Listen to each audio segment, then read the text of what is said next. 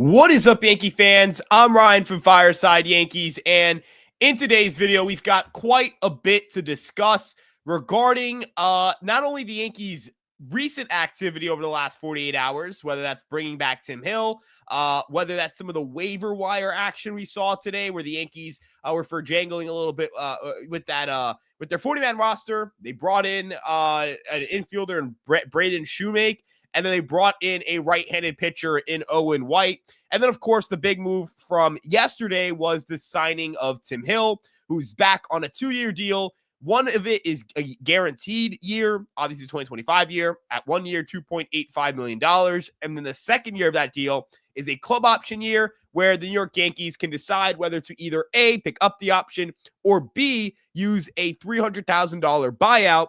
With that being said, though, it's so much to talk about, and with it being so long since our last stream, we want to just reintroduce myself and the Fireside Yankees page. I'm Ryan Garcia from Fireside Yankees. You can follow me on Twitter at Ryan Garcia ESM. And here, Fireside Yankees has all of the kind of content you want for your Yankee fan. We are your one-stop shop for Yankee content, whether it's player breakdowns, podcast episodes, prospect content, all of that and more. We've got social media content on Instagram, TikTok, Twitter, Facebook as well, under the handle at Fireside Yankees, except for Instagram where it's at fireside.yankees. And of course, you can check out our website on empiresportsmedia.com, where we've got tons of written content. There's so much to talk about today. There's so much I want to get into. And if you're here right now, whether it's YouTube or Twitter, make sure you get a Let's Go Yankees chant going here in the chat. I'm going to see a bunch of Let's Go Yankees. Brandon Moore here in the chat. He said he's going to go back to listen to Ryan real quick, very little time. I've got to go back to listen to my favorite music artist, Phil Collins. Yankees finally got Tim Hill now, and they will turn their attention to the lineup. I think the Yankees should get someone like Brian Hayes or possibly someone in a trade for the Yankees to get. Chase Hampton could be the Yankees' secret weapon for the bullpen, as I told you on Monday, watching Jason 161 River Ave, and I told him that there's no way in hell that Alex Bregman signs with the Yankees, and Jason concurs with me. It doesn't make any sense to lose draft picks and international free agent money.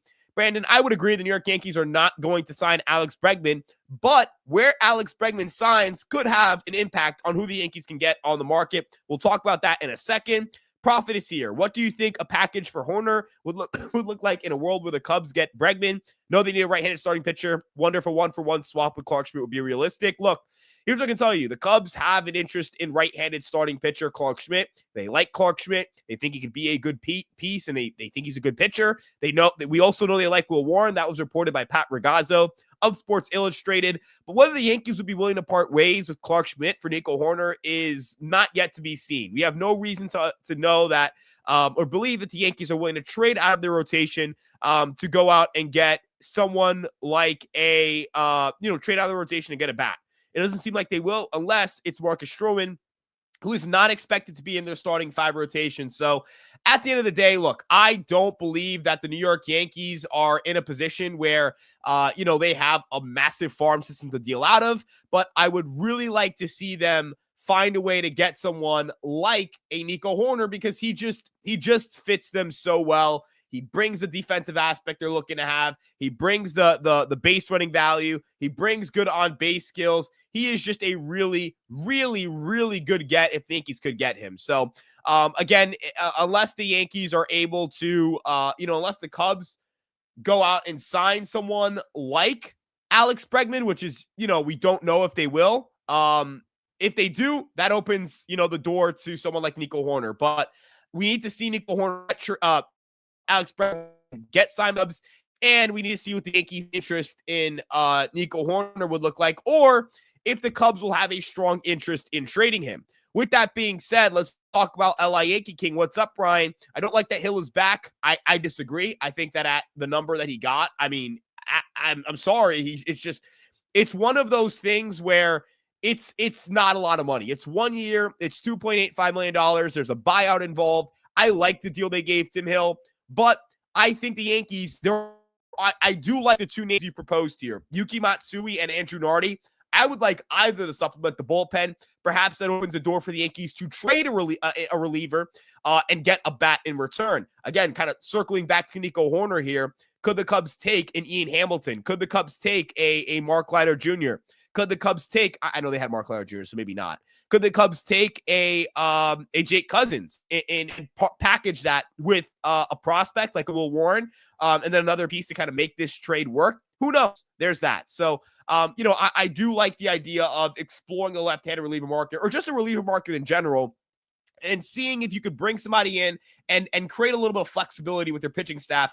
Here's the Yankees need to move guys in their pitching staff, whether it's Marcus Stroman, whether it's a reliever, because as things stand right now, the only way the Yankees can construct their roster for the opening day legally within the bounds of Major League Baseball and without cutting guys and placing them on waivers, and cutting guys on that 26-man roster, not just cutting like, a non-roster invite, so on and so forth.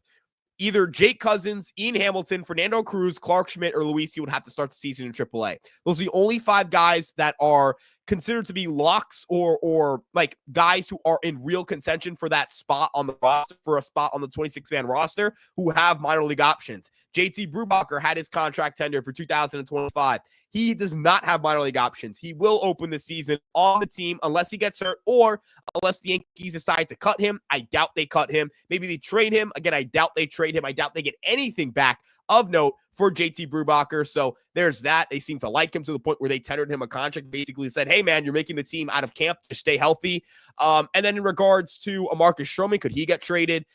So, there's just a lot of moving parts here, but I do wonder if the Yankees dip back into that infield market. So, let's go Yankees. Let's go Yankees, Javier. Let's go Yankees. If the Yankees were to sign Chafin, who's out in the so let's illustrate my point now. Let me pull up Fangraphs. We're going to do the beautiful thing where I share my lovely screen, and we're going to, this is an appropriate roster size.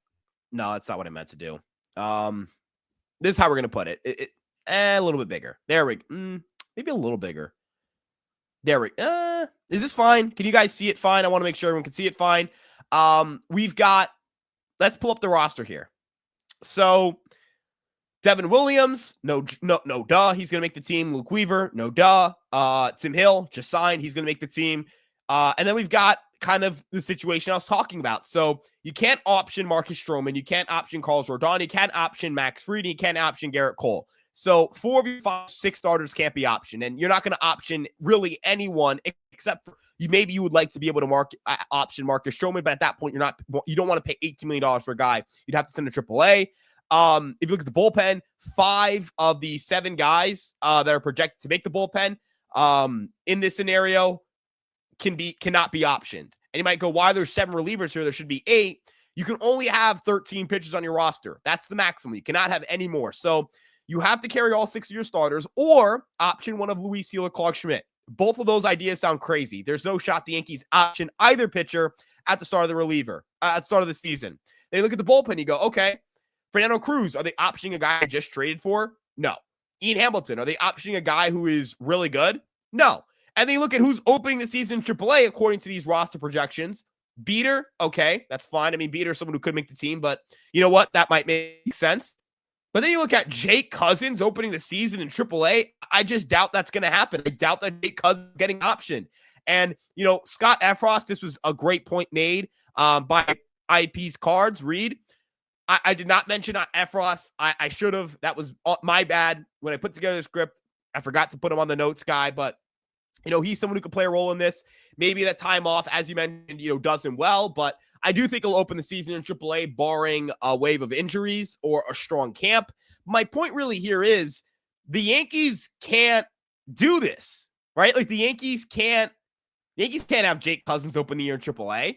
Can't do that. Not that it's illegal, but you just can't do it, right? How could you do that? How can you put together your best bullpen and you have one of your top arms not making the team? I would take him over Mark Lehner Jr. I would take him over JT Brubaker. I think he's proven himself a little more than someone like Fernando Cruz even.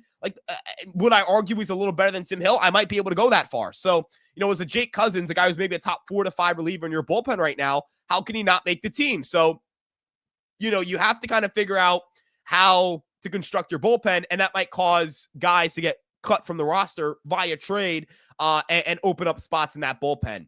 Now, I think, first and foremost, I don't think it's unfair to say that the Cubs are going to hold on to him. If you ask me, I think the Cubs make a ton of sense. It makes a ton of sense for the Cubs to, you know, for lack of better terms, I think the Cubs having Hoerner makes them better. But they have Matt Shaw there. They clearly shown that when they make a big move, they want to offset that number. Can they offset some of that number and that money by moving someone like Hoerner? They can. And that's where I think a Nico Hoerner becomes a little valuable. I'm going to move this a little bit here, make this a little bit, make myself a little bit bigger just so that I don't get covered by the comments. I hope you guys can still read what's on the screen. I think you guys should be able to. I'm going to zoom in a little bit on my Fangraphs tab so you guys can see a little bit better. And I might just adjust this as a whole and make it so that this is just larger on the screen. Like that might just be the game plan, guys. I'm just going to make this like bigger on the screen. Yeah. So I'm going to make this, yeah, just going to press update, save as new layout. So yeah, this, oh, I found it. There we go. So this right here is going to be the roster, right? And they have to make adjustments in order to make sure this roster makes sense in terms of best players are up. Let's see about this mock trade. We have it from Smokey. What's up, Smokey? Hamilton, Beater, and Pereira for Nico Hoerner. I think the Cubs would want a little more. I think you'd have to go Warren instead of Beater because I think they like Warren more than Beater. And I think it would have to be someone better than Pereira. I think it'd have to be someone who's better in the organization. Maybe a Rafael Flores. I know that the catching position is a little bit weak for the Cubs, and maybe someone like someone like a Rafael Flores could appeal to them because that is a part of their roster where they just don't really have, like, they don't have a lot of depth there. They don't have a lot of depth there. So yeah, I mean, where I'm at with the Yankees is that they would seriously, and I mean seriously, benefit from having Nico Hoerner on the team, and they should do whatever it takes to try and get the player, short of trading Dominguez or, there's that. I would be fine with the Yankees even trading a Chase Hampton for this. That's how much I want the ball player. And, it's not that I don't want Luis Arraez, but I agree. I think Luis Arraez is someone who's deeply flawed. So there's that. And look, I'm not a source guy in terms of Bregman. Technically, no one knows what's going on, but I would say there's a 0% chance the Yankees get Alex Bregman at this point in time. I think there's a little more on the money, but I think you'd have to replace Peraza with a reliever. And, Ian Hamilton or Jake Cousins, I think is a fine fit. Yeah, I agree. They need to figure out a way to maneuver guys, and that's where Nico Hoerner, trading for Nico Hoerner or trading Nico Hoerner, I think that's something the Yankees should be interested in. They should go get Nico Hoerner, and again, that can cover for one of the flaws that the Yankees have, which is, it's the infield. They need Nico Hoerner. They need an infielder. Nico Hoerner's the best guy they could probably get for the infield. If you look at WAR value and all that stuff, and we're gonna do that right now. Actually, we're gonna look at the best second baseman in baseball over the last 3 years, because Nico Hoerner's a primary second baseman. You'd probably move Jazz to third. Look at Nico Hoerner. Now, I know you might say, well, Ryan, Andrés Giménez ranks high here. That's because he's pretty good, but also he had a really good 2023, 2022. You want to cut it to 2023, the last 2 years. You want to just remove the qualifications. Look at Hoerner, right? Hoerner's right here, 8.6. That's really good, guys. This is a really good infielder, really good second baseman. I don't trust LeMahieu at third either. He should not be on the team if we're being honest, guys. Bring up Brock Selvage on a left-handed arm. He is not ready for the big leagues. I don't even think he's ready for I don't even think he's ready for I don't think he's ready for the majors. I don't. So yeah, he's still struggling at Double A and he's coming back from injury. I don't think we're going to be trading Peraza for prospects. I don't think we're going to get prospects back for Peraza. Maybe someone who doesn't really matter, but no one is going to build back up the farm. And then I don't think they're trading Rice. I don't think they're trading Rice. I don't think that's happening. So not unless they get a real impact piece back. I don't think they're just doing it for just for prospects. So yeah, I don't know. I could be wrong. Maybe I'm biased, but I don't think that's necessarily happening. It's a good thing. Absolutely. It is a good thing. I don't want to clarify that it's not, but it is a problem they have to address. I say problem, just say it's something they have to solve, not a negative. But they do have to solve it. The Yankees do have to figure out a way to get that fixed, because If they don't, then you're going to have a really weird roster construction. And so, I would say the Yankees should leverage that to get a piece, to get someone for the infield. That's how I think with this team. And ultimately, I think these guys are going to be capable of getting outs in late game situations. I think they're going to be capable of, transitioning some guys who are, maybe roster locks on some teams into AAA depth and keeping them sharp.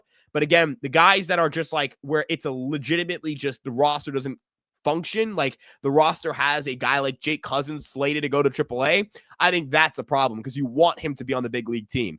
And there is value in trading someone away to ensure that he is on the big league team, because that someone could be someone like Marcus Stroman. If you move Marcus Stroman, that opens up a roster spot and that person gets filled by Jake Cousins. That makes the team better. It makes the team better. It just does. It makes the team better. So, there's that. Let's see. Is one lefty in the bullpen enough? I think so. I don't think you have to get another lefty. Would I like to? Sure. But I would like to just go best reliever available if you're going to get another reliever for this bullpen. So there's that. I think it's a Brendan Rodgers coming. Look, I like Brendan Rodgers as a bench player. I think that Brendan Rodgers, the bench player, is someone who, is valuable. Let's kind of pull this up here. Brendan Rodgers, Colorado Rockies the last few years, non-tendered by the Rockies. I am almost doubting that he gets, I'm almost going to doubt that he gets a major league deal. I think we're out of the territory of him 100% getting a major league deal. I thought it was a lock before. I don't think it's a lock anymore. Let's look at the splits. So against right-handed pitching, he's awful. The right-handed pitching numbers, 72 WRC plus, 22.8% strikeout rate. Like, he's bad against right-handed pitching. But against lefties, folks, 120 WRC plus, a 18.1% strikeout rate, better power numbers. So, I think if you brought in a Brendan Rodgers as a bench infielder, the replacement for DJ LeMahieu, the guy who was playing against left-handed pitching, I love that. I think that team makes your team meaningfully better. I think it makes the kind of improvement where, all right, the Yankees have a good bench now. They have Cabrera and Rodgers off the bench who can platoon if somebody gets hurt in the infield and provide you with good value as a platoon. You have a starting third baseman. Let's say you acquire one, or starting second baseman. Again, let's say you acquire one. You've got a full infield. You've got a good bench duo for the infield in Rodgers and Cabrera. You've got a backup outfielder in Grisham, who I think is a solid fourth outfielder, because he can play defense and all that stuff. I know people don't like him, and, that's fine. You don't have to like him. It's not, I don't care who you like or don't like. I'm just giving you the facts and how I feel about this team. And obviously, backup catcher, that's a question mark for the Yankees, but I think they will be able to fill that out internally. I like JC Escarra a lot. Alex Jackson actually does not have to make the team. He is not currently on the 40-man roster, so the Yankees got a little bit of flexibility there. I know Rafael Flores is not on the 40-man, and he's not going to make his major league debut at the start of the season, so I doubt he's in that equation, but he's someone who's in the equation long-term.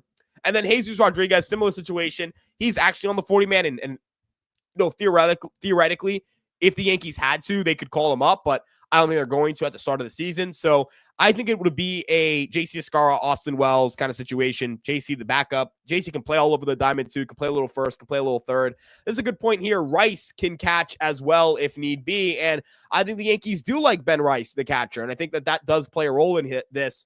The backup catcher spot is a question mark. And don't get me wrong, I would like the Yankees have I would like to see the Yankees have a stable option at the position, whether it's, bringing in somebody on the trade market, bringing in somebody who's right-handed who can hit lefties. That would be nice. But I also just kind of don't view the position as necessarily the biggest need in the world, because I think the Yankees do a really good job developing catching defense, and you just need someone who can field their position. You don't need someone who's going to, hit like crazy. And so, yeah, I agree. Backup catcher, definitely a question mark, but the biggest of our worries at this point.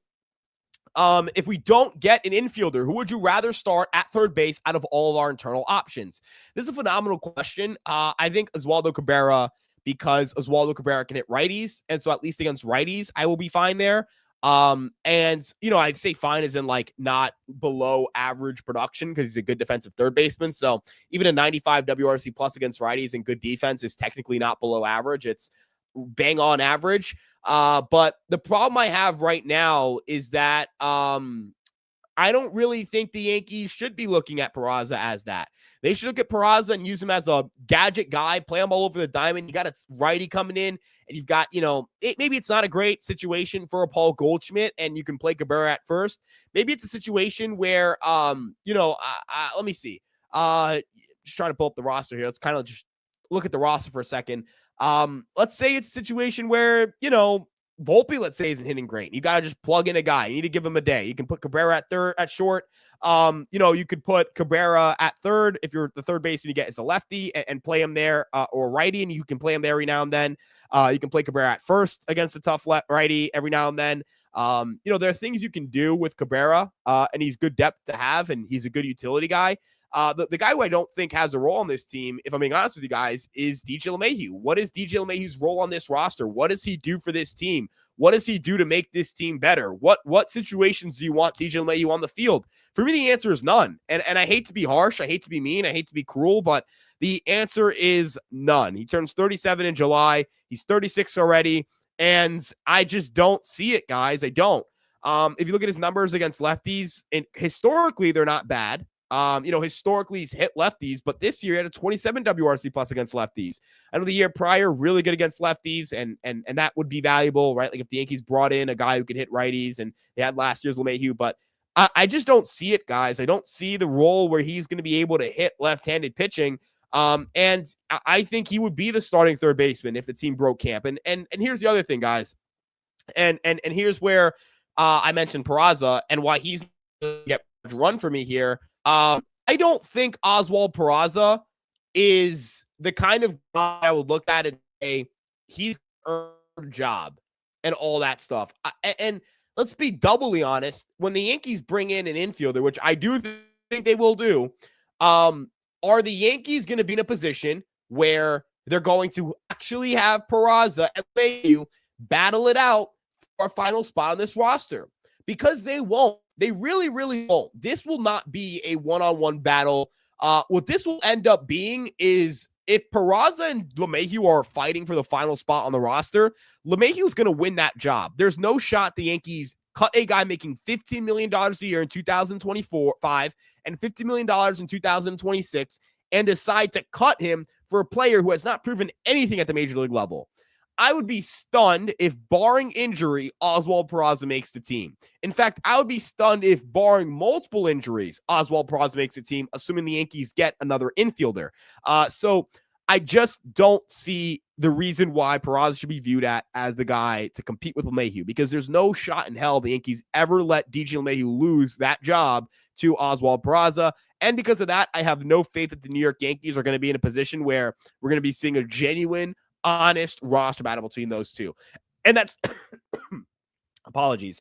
And that's not like me being like trying to pop off and say the Yankees are a bad organization because they won't let Oswald Peraza battle with DJ LeMahieu for this final infield spot. Listen to that. Just listen to that sentence. Oswald Peraza and DJ LeMahieu. Like, neither player are particularly enticing. So I don't really mind that the Yankees aren't going to give Peraza much of a chance. He's not a very good ball player. He has to prove otherwise at this point in time. Now for Alec Bohm, trade for Alec Bohm. I like Alec Bohm. I think I used to not like him.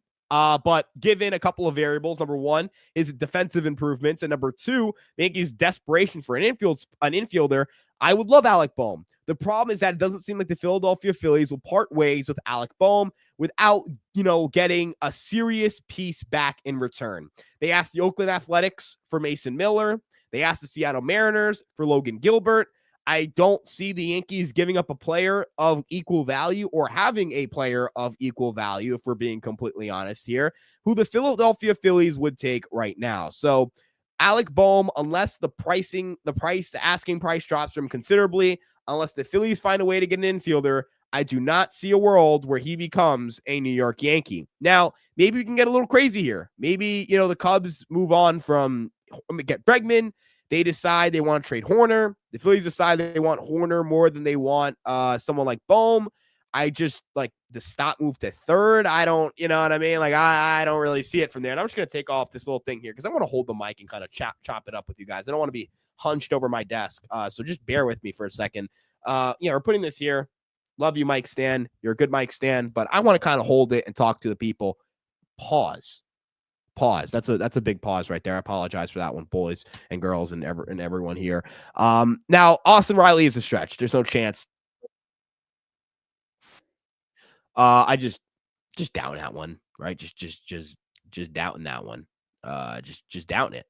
Just put a nice little doubt there. Willie Castro or Luis Ariz, it will be. I don't think Luis Ariz is happening. I'm going to be honest with you guys. And I think Willie Castro could happen. I would love Willie Castro. Willie Castro is awesome. But, I just personally think that, the New York Yankees are in a position where, if they're able to get a Willie Castro, I think I'll make them better. But again, I would like a Brendan Rodgers, someone who's a right-handed batter off the bench who could be an infielder who I can bring in so that, if I'm facing a tough lefty, I've got stable production against righties and lefties. And it's just really frustrating that the Yankees are in a position where, we can't talk about, I find it so stupid that like LeMahieu is here. I'm going to be honest with you guys. If you're the New York Yankees, you do this because you believe in the player, and I don't think they believe in the player. So yeah, Joseph, you guys should get Jose Iglesias. I don't think he should start for us, but I definitely think he fills that role of like, hey, we need someone who's going to hit against lefties, come in and play every fifth day, every fourth day, whatever it may be, rotate around the infield. I think it would be awesome. It would be awesome for the Yankees. It would really, really help. And, ultimately, I don't think the Yankees will pay for Jose Iglesias to be anything less than a starter for them. And I don't think he should be paid to be a backup guy, or at least I don't think he's going to want to be a backup guy. I think he's going to want to be I think that he's going to want to be a starter, and he should. That's where you're going to get the most money. That's where you're going to get the most playing time. That's kind of where I'm at. So, yeah, I mean, I think the Yankees are in a spot where they just need, and I mean, need a, they need an infielder. They need an infielder or multiple infield. I'd argue they need multiple. They need a backup one, and I need a starting one. I need someone to replace LeMahieu. I need someone who can start on this team. So, there's that. What else we got from the comment section? Really appreciate you guys stopping by the way. And if you are listening right now, and if you are watching on YouTube, make sure you subscribe, like and subscribe, press that like button, all that stuff. Share this with a friend. If you're on Twitter, follow us on Twitter. Consider subscribing to the show as well on YouTube. We appreciate you guys tuning in and checking the show out and being here. And of course, keep flying those questions in, guys. You know me. I love hearing your questions. I love taking your questions. I love, that's why I love doing live streams. And I'm sorry I haven't done them lately. School started back up. Things have been a little bit weird. I was at Pinstripe Pride over the weekend. If you guys were there and you said hi, really appreciate it. Sam loved seeing all of you guys recognize him and say hi. So if you were here, if you're there in New Jersey at the American Dream Mall and you stopped by and said hi to Sam, he appreciates it. He really does. And it's cool to see the brand recognition, guys. It's great. So, again, that's just little promos, little updates on the personal life. There's that.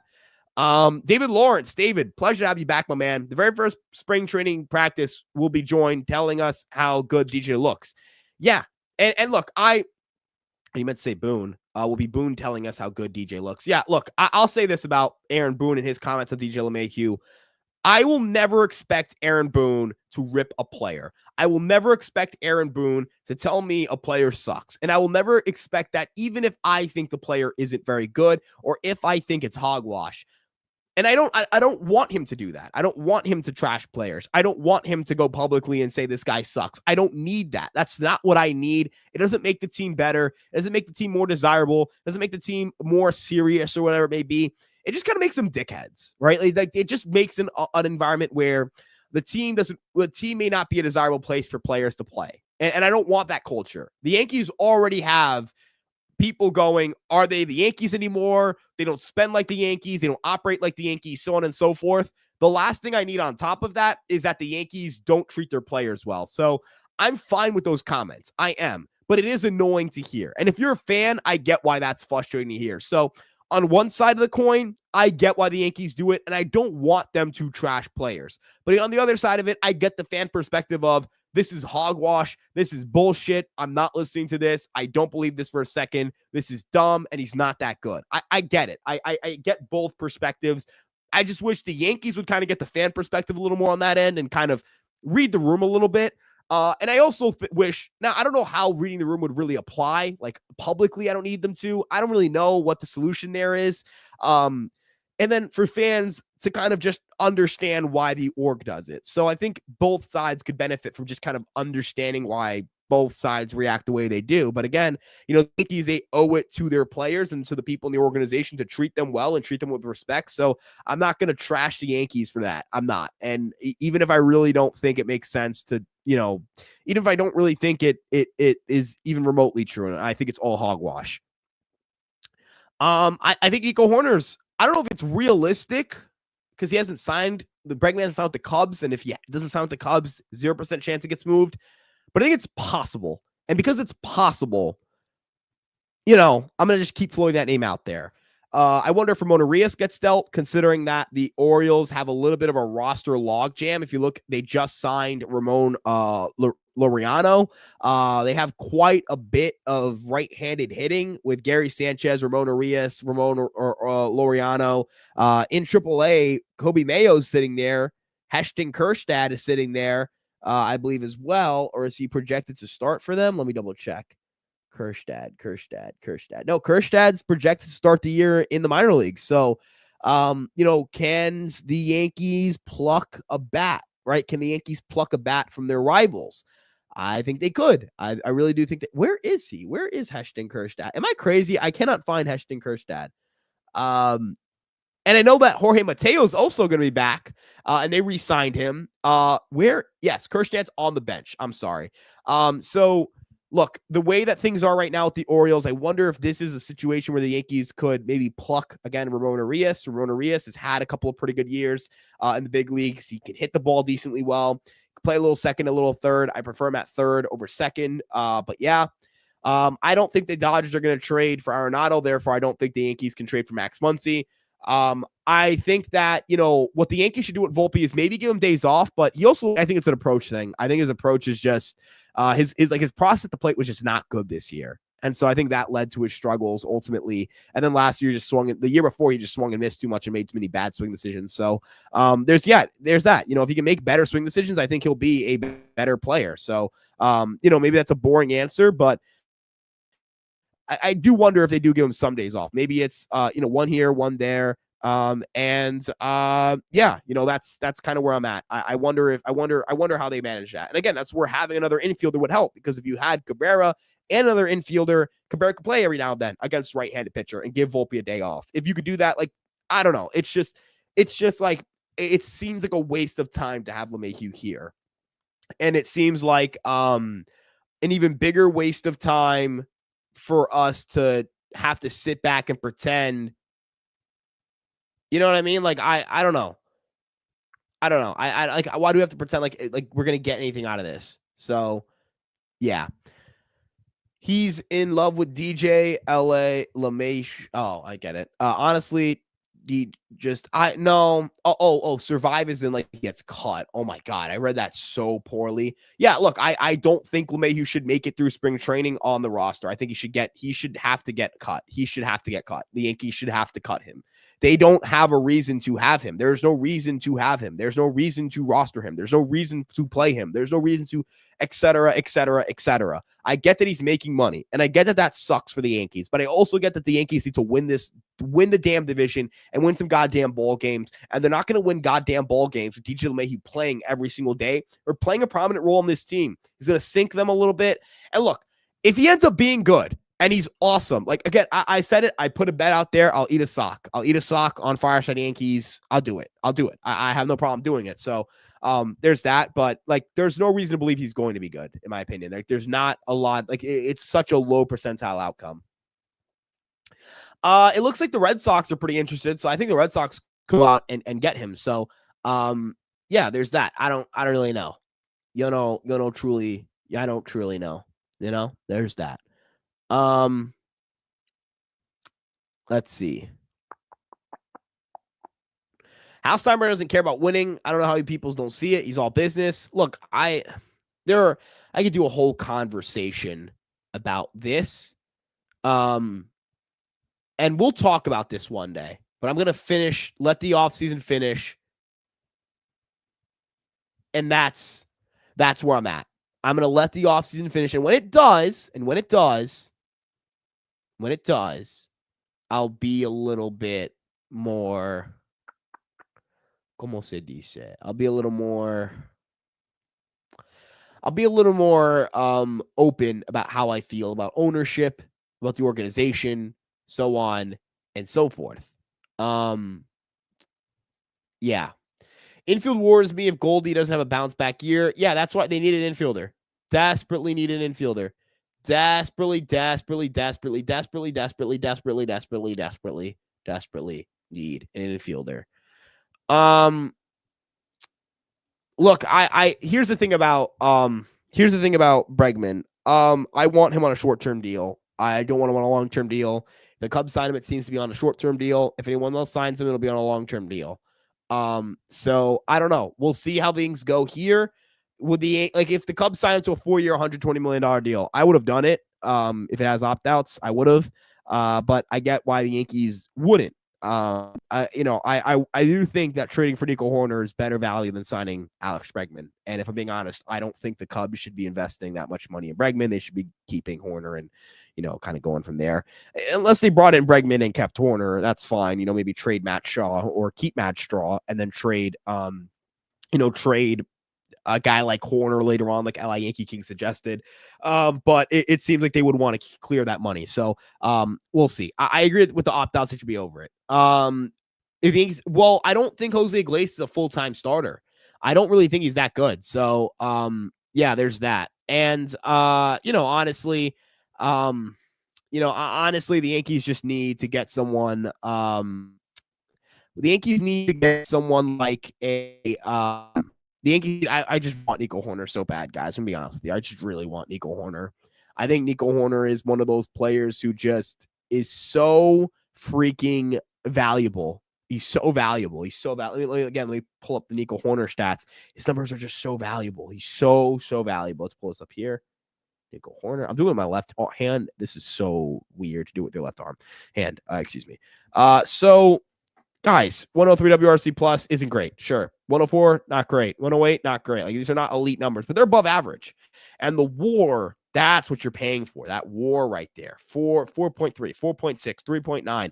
If the Yankees can get this kind of production from Nico Hoerner, they're going to be good, man. They're going to be really, really good. They're going to be in a really good spot. And they'll win ball games. And if you look at the ballpark adjustments for like Chicago was terrible for hitting this past year. I think, that'll help. I don't know if he's actually missing the start of the season. And honestly, if he is, that's fine. I don't care. I really don't. You'll get him for less value, right? You'll get him for less value. You'll get him for, you get him for less than he should probably go for. If he's, I hope you guys understand that being hurt for a couple of weeks is not a flaw. It's just a thing. It's just, oh, well, that sucks. That's what it is. If he's hurt for the first 2 weeks of the year, not hurt, but rehabbing and needing to build up it needs like an extra 2 weeks to ramp up. I don't care. I don't give a crap. I don't give a damn. I don't give a damn, guys. I don't give a damn. I don't. I want a good ball player, and he is a good ball player. Therefore, I want him. I mean, he played 151 games, 4.6, 3.9 WAR. If you miss 2 weeks of ball, and let's say he plays 140 games this year, and he ends up being a 3.5 WAR player, that's so much better than what we're going to get internally. And Nico Hoerner is so much better than what the Yankees have inside their organization right now, that if they get him, I'm going to go as far as say this team is clearly the best team in the AL, clearly better than everybody else they're going to face off against, clearly better than the Orioles, clearly better than the Astros, clearly better than the Rangers.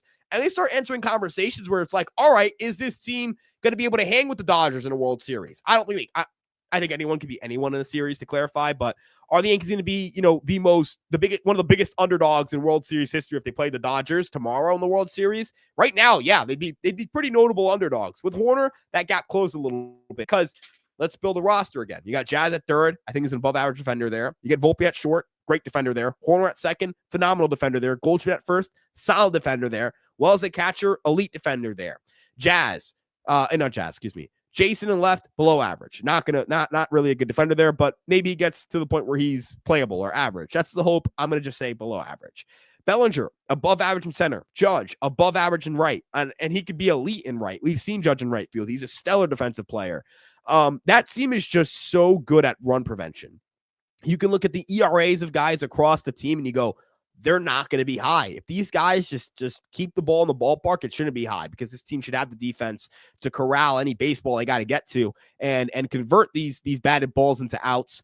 And then offensively, look, Hoerner isn't a world beater, but he's patient. Last 2 years, 346 OBP, 335 OBP, playing in a ballpark that is not good for right-handed hitters. I'm going to take a look here at Park Factor. We're going to pull this up right now if I can find it. Park Factor, StatCast.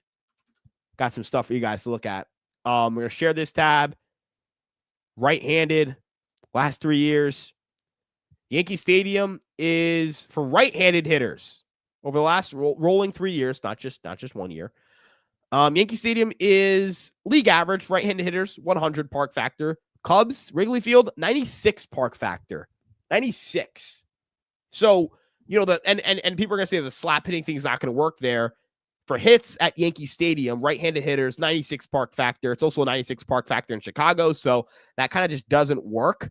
OBP-wise, what's the OBP Park Factor? Yankee Stadium, 100 bang on average. Chicago, 97. What about batting average on this is batting average on contact, I think. Bacon, just straight up Bacon, 98, 96.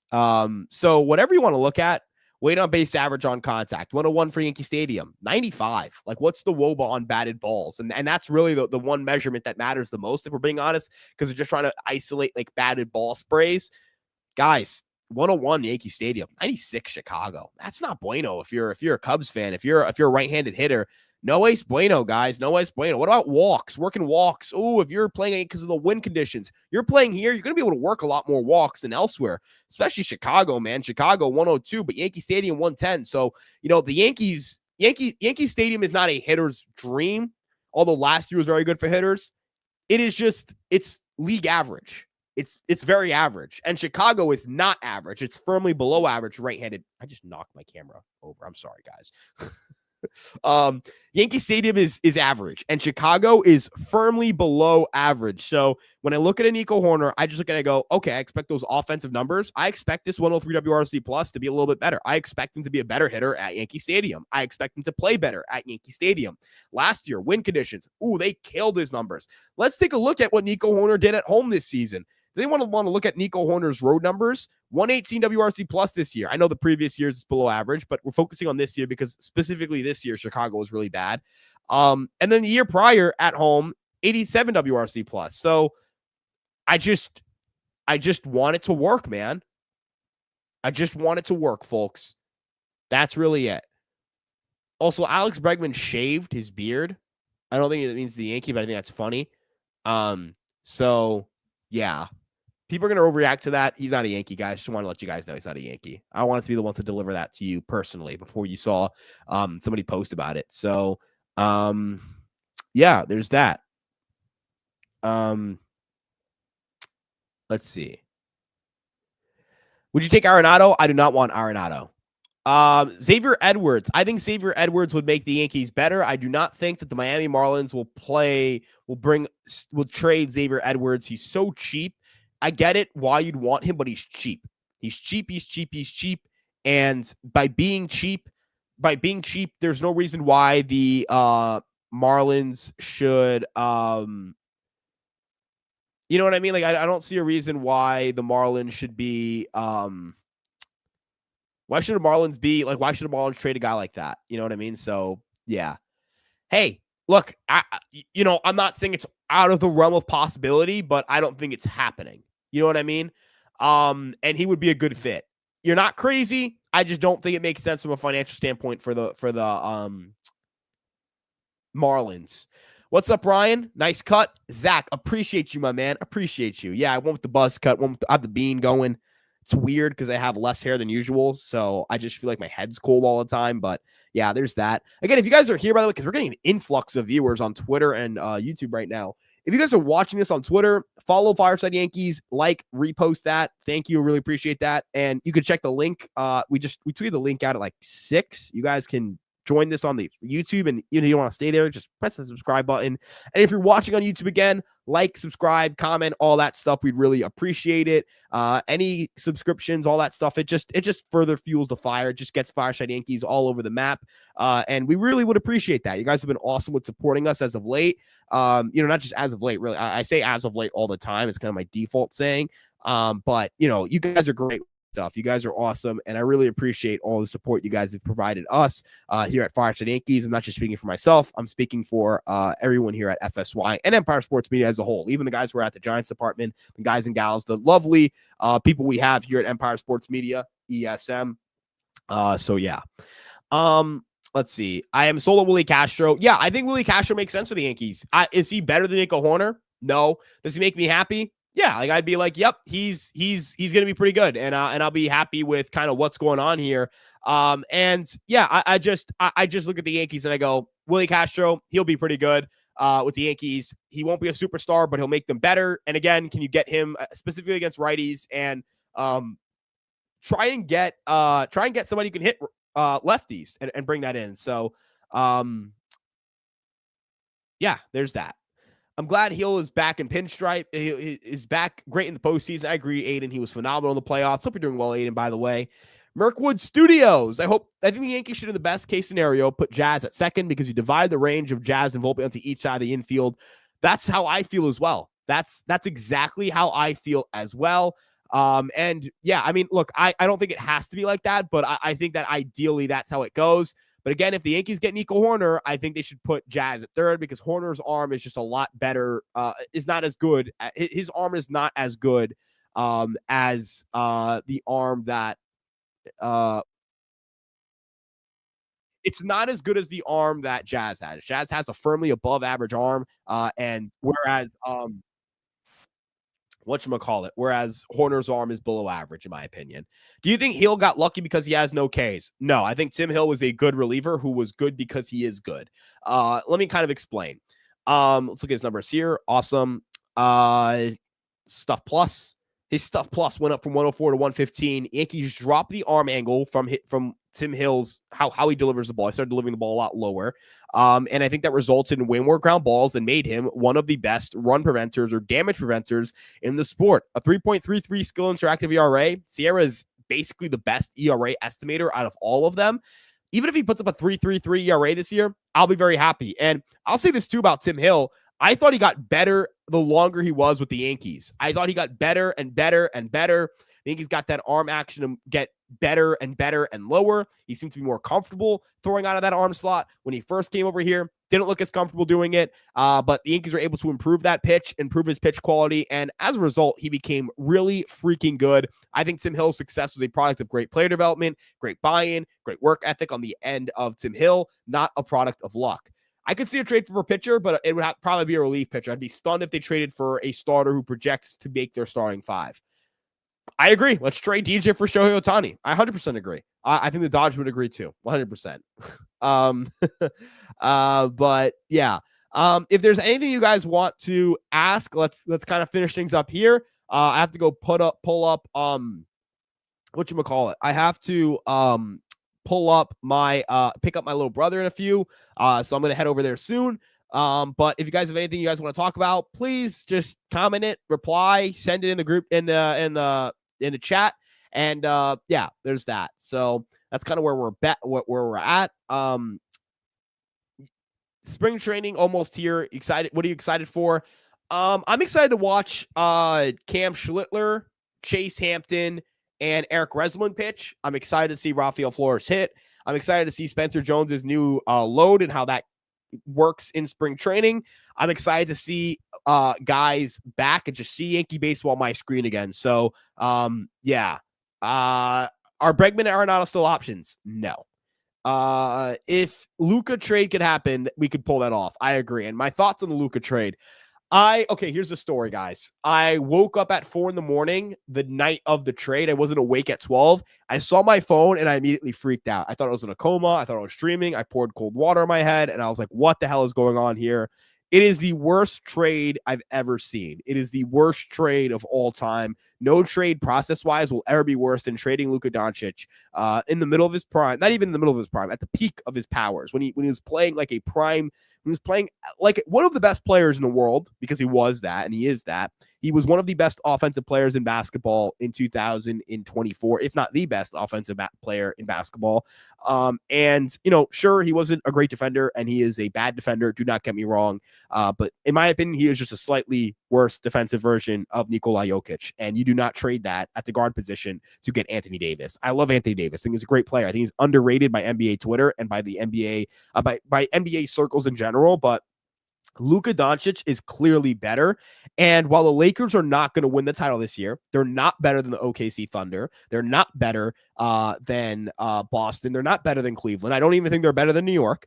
I do think that they will win a title in the next 5 years. And I think if they reconstruct their lineup properly, they need to get a big time defensive big. Mitchell Robinson could help them.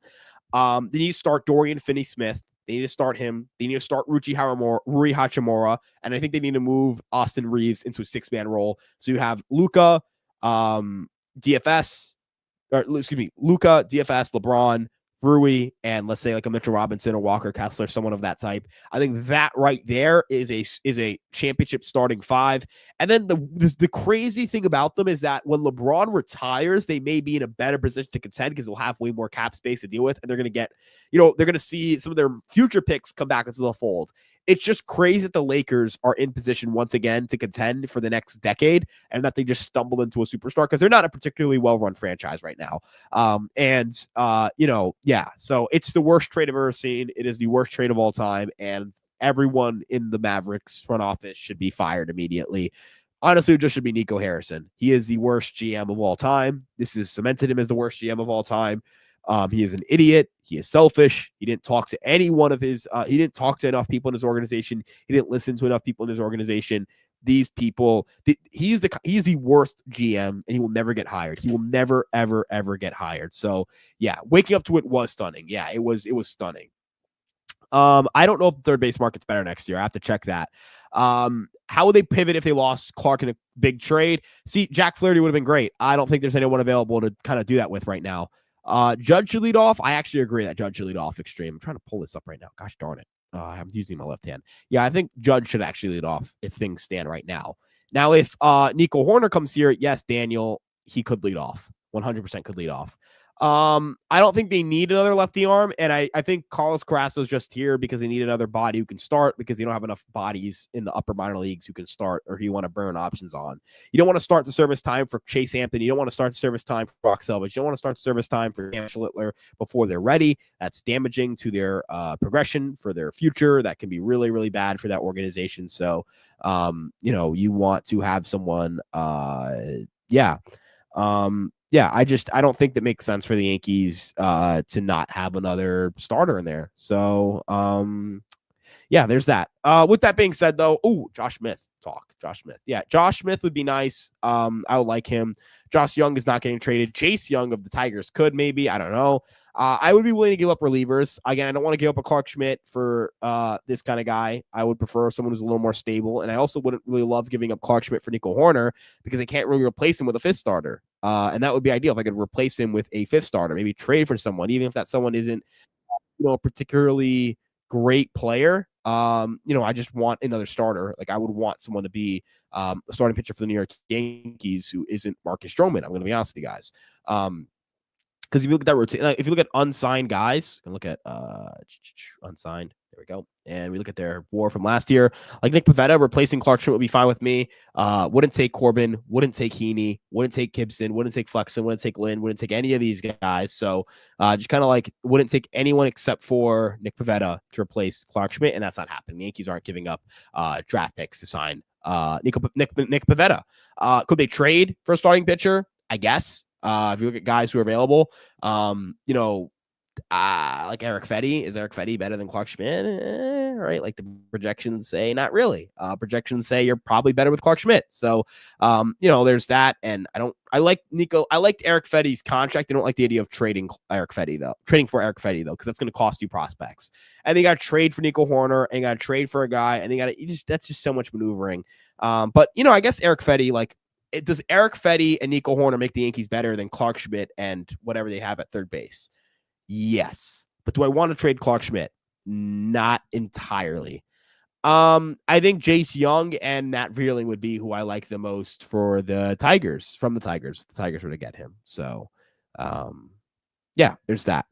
Anywho, I'm going to start wrapping things up here. I have to step out. I have to go pick up my little brother. Really appreciate you guys stopping by and checking out Fireside Yankees. So, if you guys are here, if you guys are here on the YouTube or the Twitter, like, follow, subscribe, repost, all that stuff, so on and so forth. Really appreciate you guys tuning in and checking out the FSY channel. I love you guys so much. You guys are the best. You guys have been nothing but supportive to the page and us. We love you all. Thank you again for tuning in. And we'll see you guys in the next live stream and the next video. All that comes out tomorrow. Peace out, everybody. Love you all. Have a great rest of your night. And let's go Yankees. All that stuff.